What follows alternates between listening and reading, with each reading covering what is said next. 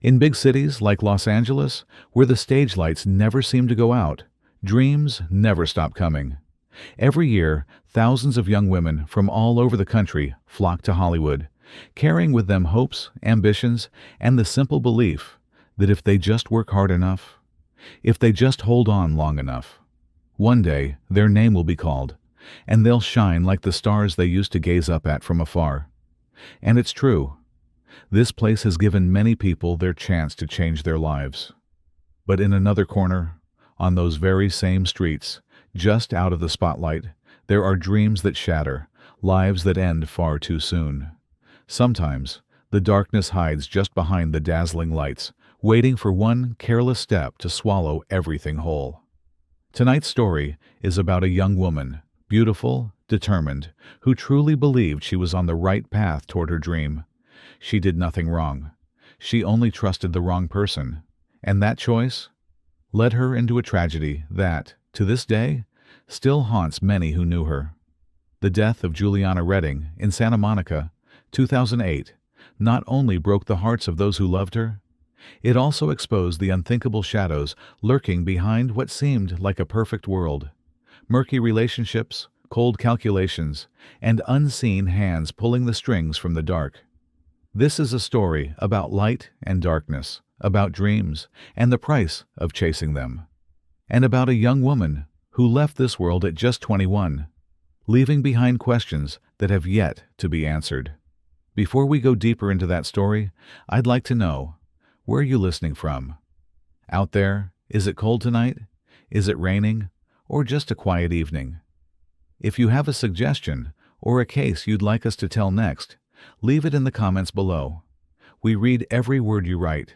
And who knows? The next story might just be the one you're thinking of. And don't forget to subscribe. Turn on notifications so you never miss what comes next. Stories about darkness, about people, and about justice that sometimes is still left waiting. And now, let's go back to Santa Monica, 2008, and uncover the shocking case known as the murder of Juliana Redding. Juliana Redding was born and raised in Tucson, Arizona, in a modest but loving family. She was tall, with striking features, bright, lively eyes, and a gentle smile that always made people feel at ease. From an early age, Juliana showed her vibrant, energetic personality.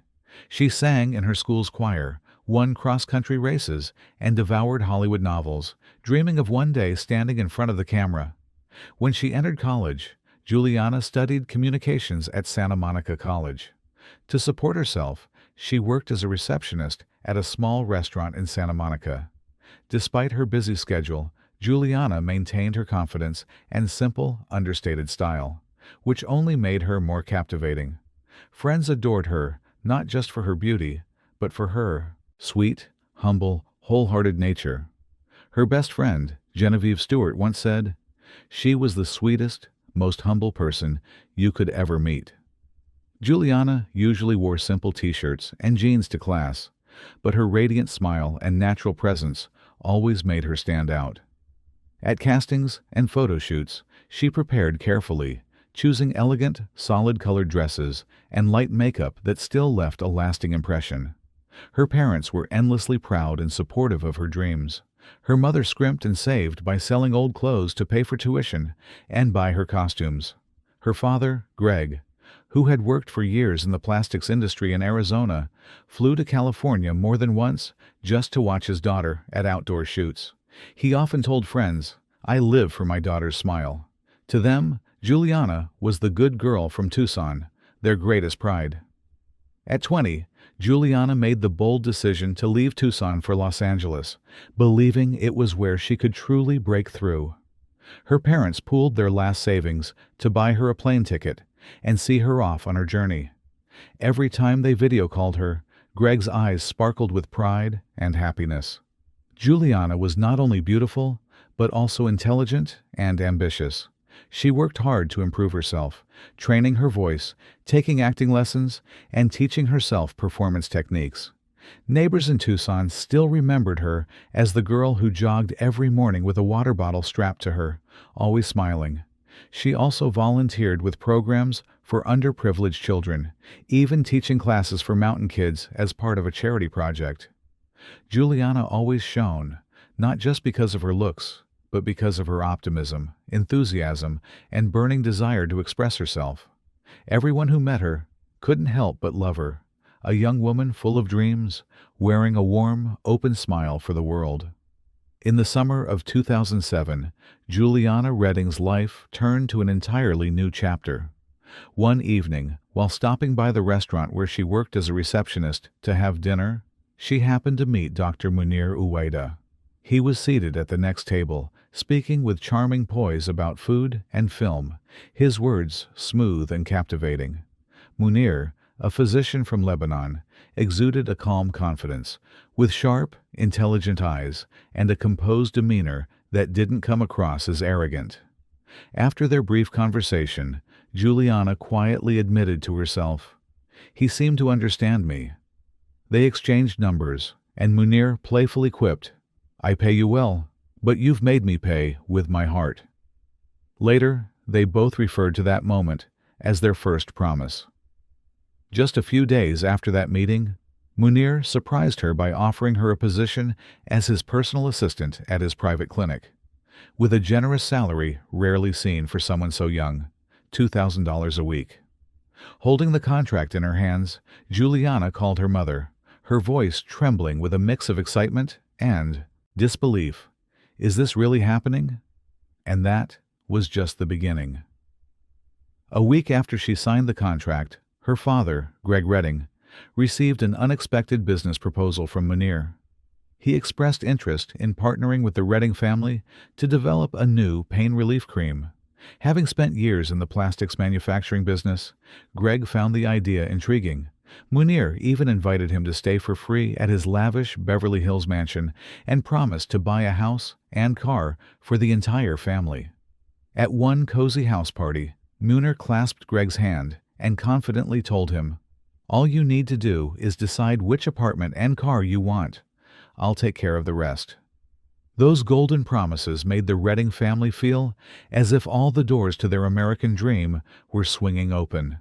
Juliana believed she was stepping into a dream life, with a successful father figure beside her and a solid foundation to build on. Her courtship with Munir unfolded like a fairy tale. He took her to luxurious medical conferences and introduced her to powerful business partners, experiences she could never have imagined before. One morning, a white Range Rover appeared in front of her house with a simple card that read, "For Juliana." She stood frozen, nearly speechless, before reluctantly picking up the pen to sign for it and taking the keys. Later, she recalled, "I never thought I'd drive a car like that." Her parents were stunned, but quietly overjoyed at how far their daughters seemed to have come. The lavish gifts kept coming. A gold ring engraved with the initials of their names, expensive designer clothes. In a candid moment with a friend, Juliana confided, "He gave me this luxurious life. I felt like a rising star." Munir even promised to buy her a Lamborghini for her 21st birthday. That night, at her birthday party, Juliana looked a little embarrassed as he handed her the keys in front of everyone. But then, she gently declined and told her father, "I'd rather live more simply." According to some close friends, after that night, Juliana and her father decided she would move back in with him in Santa Monica and only spend part of her time at Beverly Hills. Wealth and status brought her moments of joy, but in her heart, she knew that what she needed most was the love of her family. That dazzling summer of promises eventually faded, leaving behind cracks that would never fully heal. Munir Uwaida refused to accept Juliana's rejection. After she tried to walk away, he began to cling to her in frightening ways, calling incessantly, sending a barrage of text messages, even silently appearing outside the window of her apartment late at night. A close friend of Juliana recalled how she once confessed, trembling, "I'm scared to death of him every time I see his shadow." In October 2007, during Juliana's birthday trip to Las Vegas, the awful truth finally came to light. Her father, Greg, discovered that Munir was already married with 3 children back home in Lebanon. The revelation hit the Redding family like a punch to the gut, shattering the trust they'd placed in him. That night, Greg brought Juliana into a small hotel room where Munir was waiting and confronted him in a rage. "Why did you lie to our family?" Munir merely lowered his head, silent. An explosive argument followed. Juliana broke down, covering her face as she sobbed, "You betrayed my love." Wine bottles shattered against the floor. Curses and accusations filled the air, drowning out the quiet of the Las Vegas night. By morning, father and daughter silently packed their bags and returned to California. On the long drive home, not a word passed between them. It wasn't until they stepped into the elevator in Santa Monica that Juliana clung to her father, her shoulders shaking as she cried, her mother sobbing softly beside them. Back in Santa Monica, Juliana moved into a new apartment her father rented for her. All the once beloved mementos, including the white Range Rover, were returned to Munir. She locked her doors tightly, installed a security camera system, and changed all her phone passwords. Her father even hired a private security guard to help move her things safely. On March 10, 2008, just days before Juliana's birthday, Greg himself signed the letter formally ending his business relationship with Munir. All the grand promises of the past were undone in a few short lines. But Munir wouldn't let go. He continued to call her day and night, his gaze still fixed on her. His texts swung between desperate pleas and veiled threats. "I love you more than anyone, and I'll prove it." But Juliana stood firm and refused to answer. Her mother later said in anguish, he would sit in his car outside her house all day, and Juliana was so scared she wouldn't even go outside. Every time someone came to visit, Juliana's phone would ring, sometimes with him begging, sometimes with him yelling. Yet she remained silent. Gradually, she withdrew into herself, rarely going out, only seeing her father and a small circle of trusted friends. In her eyes, the fear had replaced all the bright hope that summer had once brought her. Sunday, March 16, 2008, began like any other ordinary day. Juliana woke up early and carefully picked out an outfit for a personal photo shoot she had scheduled with a friend. That morning, she was still smiling and chatting cheerfully as she sat down to breakfast with her father. Over the meal, Greg spoke warmly about his hopes for the future, still believing things would turn out well despite having canceled his business deal with Munir. Juliana smiled softly, hugged him, and said, "I'll keep my promise to meet with Lee. No matter what, I'll be fine." It would be the last time they saw each other. That afternoon, Juliana never showed up at her photo shoot as planned. Friends called her repeatedly, but the phone just rang with no answer. At around 6:07 p.m., 911 dispatchers suddenly received a call from Juliana's number. Her voice trembled in terror as she cried, "Help! Please! Someone's killing me!" Then, abruptly, the line went dead, replaced by the long, cold tone of a cut connection. Investigators believe her attacker ripped the phone from her hand as she tried to call for help. To this day, detectives still replay that recording.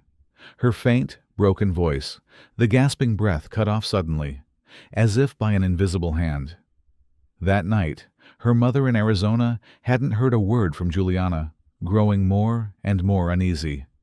In the middle of the night, she jolted awake and noticed an unread message on her phone. "I'm home."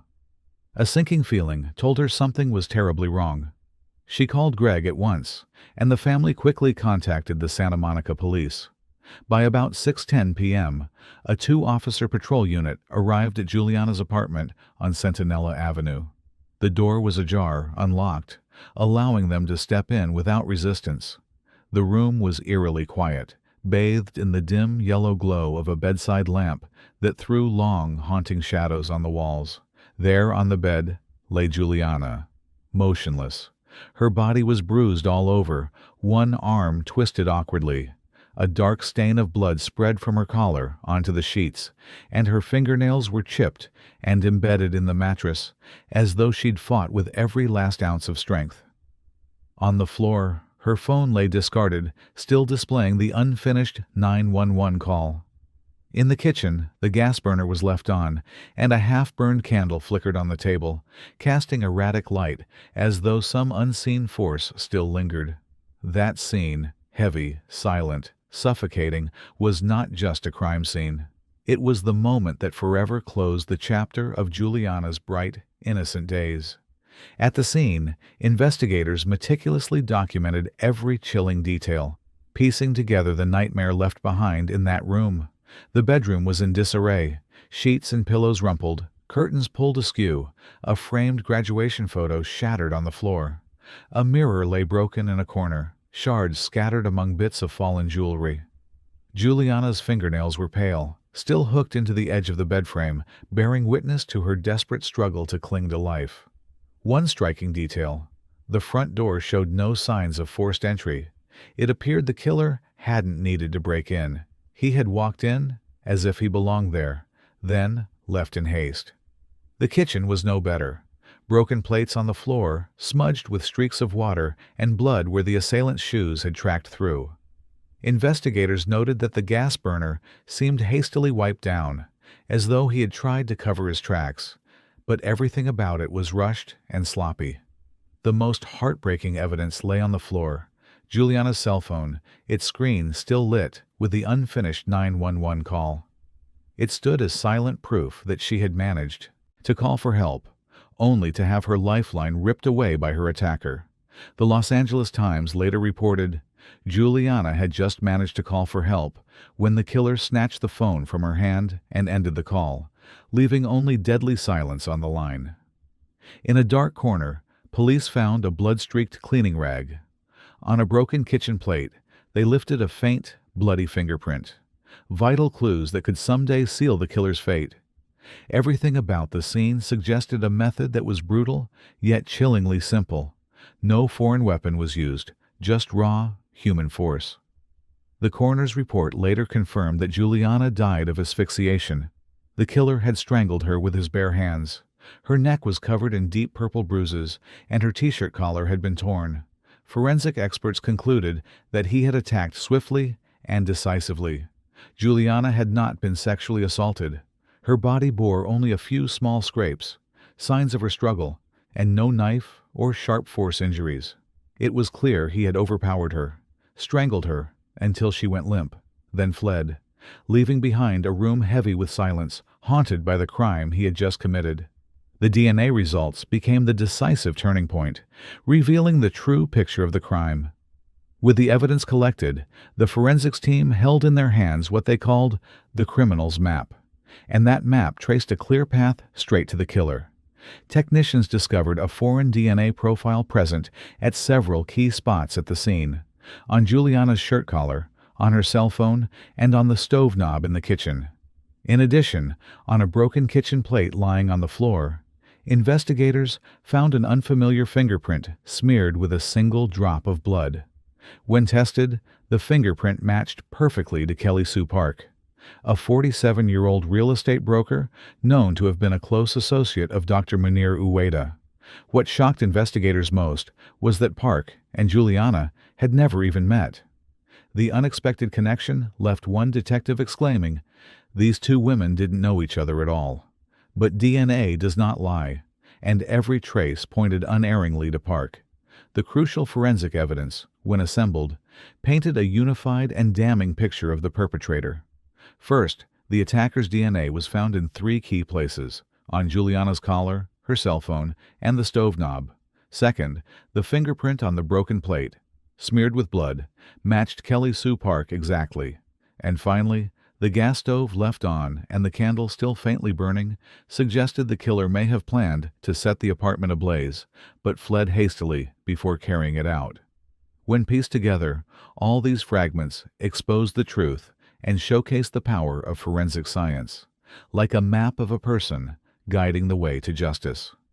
With clear DNA, fingerprints, and scene evidence, police had no doubt left. Kelly Sue Park was the sole suspect who matched every trace left at the crime scene. On March 17, 2010, the Santa Monica Police Department working alongside the FBI, launched a surprise operation to apprehend their suspect. Kelly Sue Park, once known as the trusted associate of Dr. Munir Uwaida, was taken into custody right at her private office. When the officers burst in, she was dressed entirely in black, her expression cold and composed, as if trying to maintain her poise.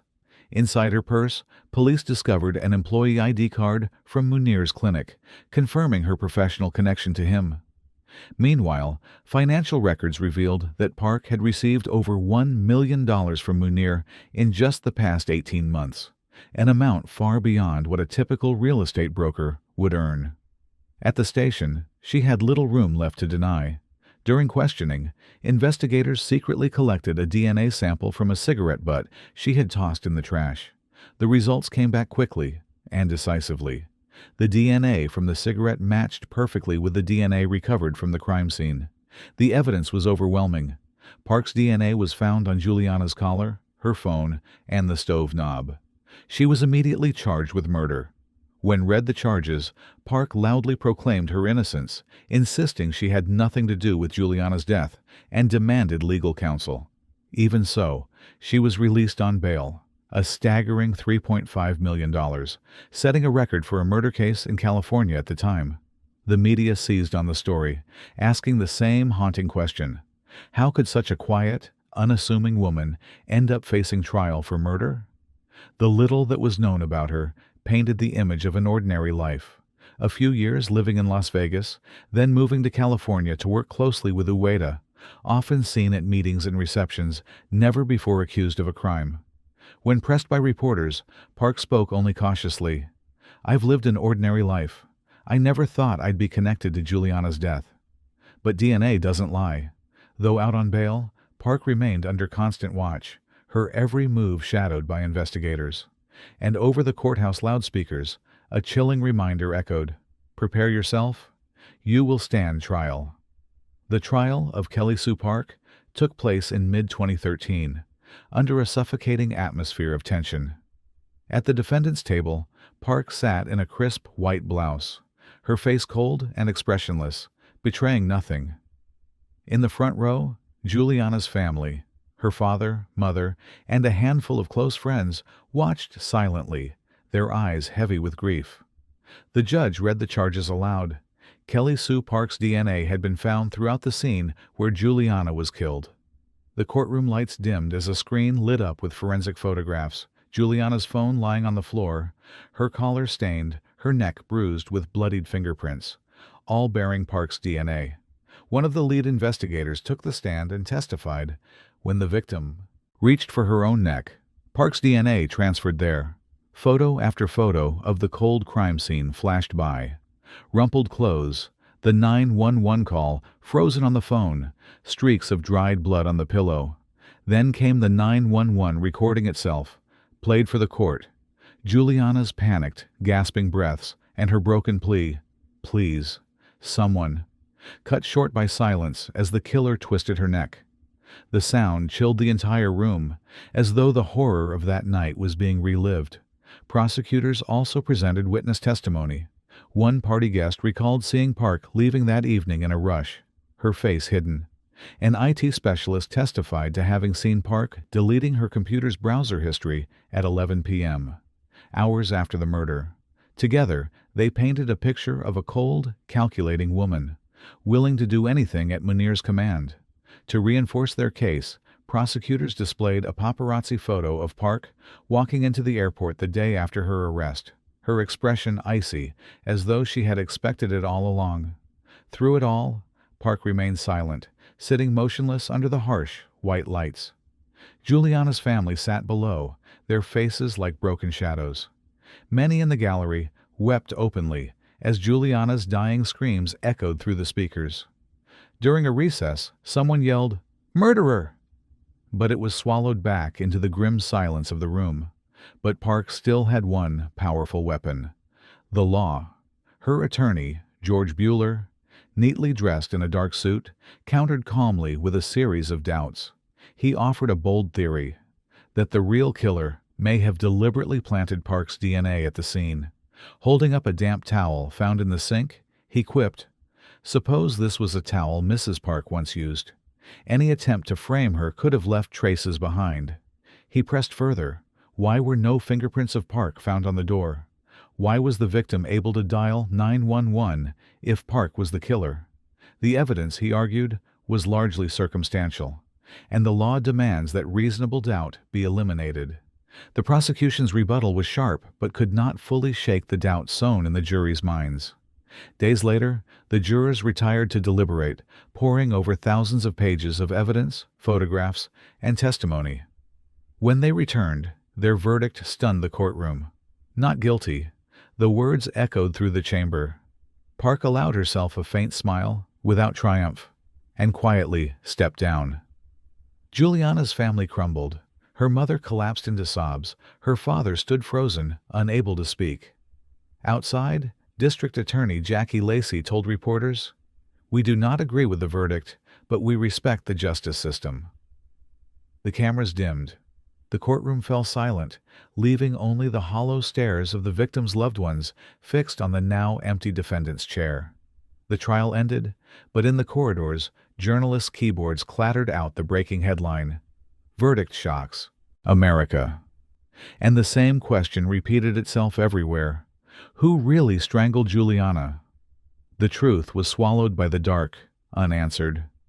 Juliana Redding was gone, leaving Santa Monica with nothing but a lingering, haunting note, like a song that would never find its end.